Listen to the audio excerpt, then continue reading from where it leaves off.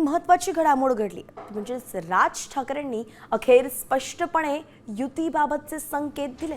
होय, युती होणारच असं थेट सांगितल्यानं राजकारणात एक नवा ट्विस्ट आलेला आहे.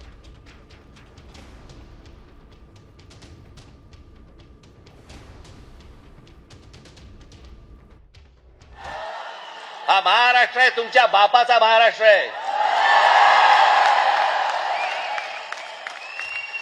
बराच कोणी जर महाराष्ट्रामध्ये वेडावाकडं वागायचा प्रयत्न केला, माझा महाराष्ट्र सैनिक त्याचा गाल आणि त्याचा हात या सगळ्या गोष्टींची युती झाल्याशिवाय राहणार नाही. आता isakal.com आहे देशातील नंबर 1 ची मराठी न्यूज वेबसाईट. प्रत्येक अपडेटसाठी isakal.com ला नक्की भेट द्या. तर मनसे ठाकरे सेना युतीवरती उद्धव ठाकरेंनी भाष्य केलंय. आज कोणतीही निवडणूक जाहीर झाली नाहीये. निवडणूक जाहीर झाल्यावरती चर्चा करू असं उद्धव ठाकरेंनी सांगितलंय. अनेक वर्षानंतर म्हणजे 20 वर्षानंतर आम्ही प्रथम एका व्यासपीठावरती आलो.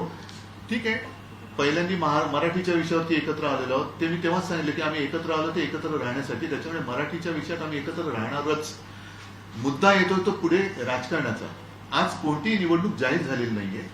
ज्या वेळेला ती निवडणूक जाहीर होईल त्यावेळेला आम्ही चर्चा करू शकतो आणि करू.